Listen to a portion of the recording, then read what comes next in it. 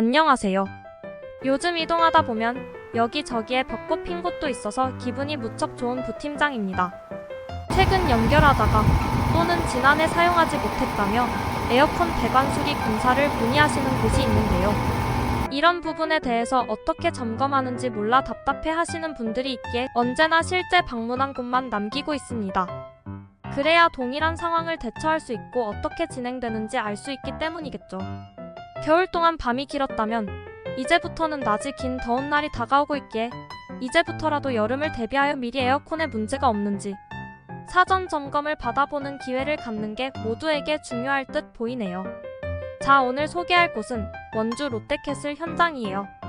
이곳은 건령이 6년차인데 벌써부터 가스누수 있다고 하는 곳이에요. 새 제품을 설치하고 이상이 발생되어 기사님이 점검해보니 바닥속에서 누수가 있다는 걸 확인하였다고 하는데 연결 후 이와 같은 상황이 생긴다면 이번 포스팅 집중해주세요. 자, 그럼 현장을 바로 보여드리며 사연을 바탕으로 출동해 보겠습니다. 연결하는 과정에서 문제가 있다고 하는 곳이 있다면 매립배관에 어디를 체크해야 하는지 보여드릴게요. 우선 출동하게 된 이유를 정리해 볼게요.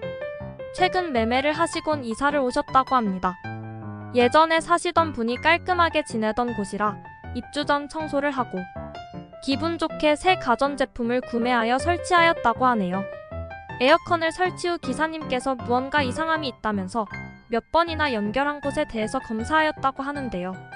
설치한 곳과 용접한 곳에는 문제가 없지만 바닥속에서 가스가 빠진다고 설명을 하시곤 이 부분에 대해선 업체를 알아봐야 한다며 뒤돌아가셨다고 하네요.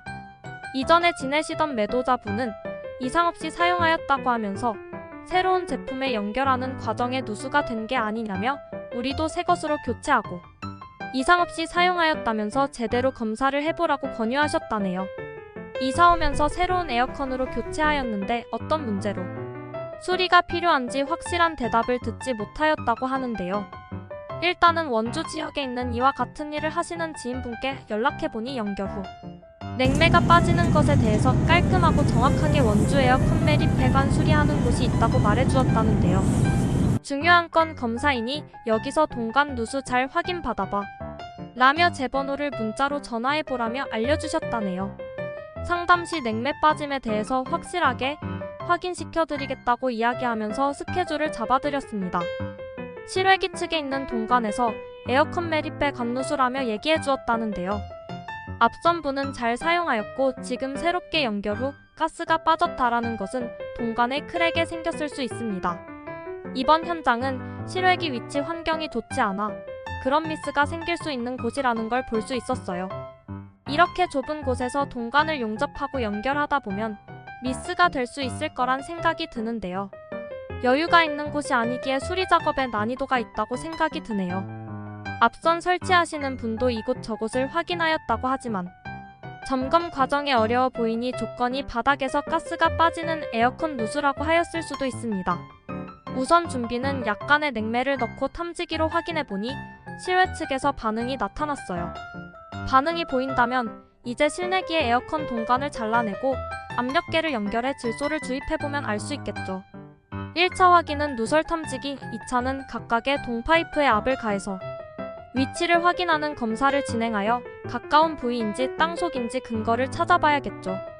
이렇게 배관을 용접할 땐 동관을 연장하여 진행해야 합니다.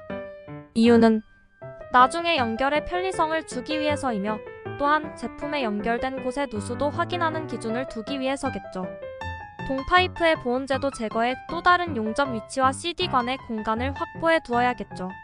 한 박스에 손상이 되지 않게 주변을 잘 확인해 놓고 이제부터 검사를 진행하게 되는데 벽걸이 측의 매립배관만 보면 되겠죠.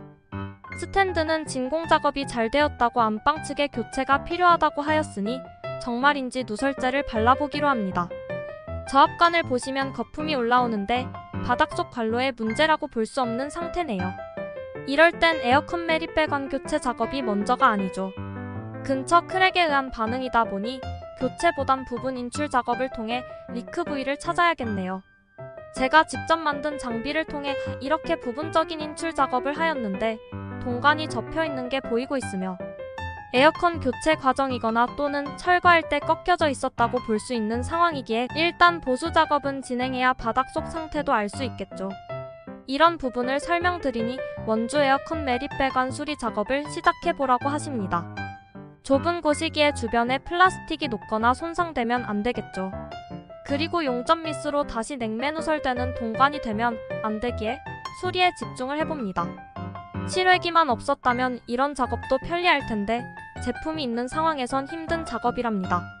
이렇게 마무리가 되면 다시 압축실 소가스를 넣어서 고압관에 용접이 잘 되었는지 그리고 고압관에는 누수가 없는지 한 번 더 검사해봐야 합니다. 다행히 깔끔하게 해결되었네요. 압이 떨어지지 않는다면 교체는 필요 없는 것이며 에어컨 매립 배관 수리 작업으로 누수를 해결한 것이 되겠죠.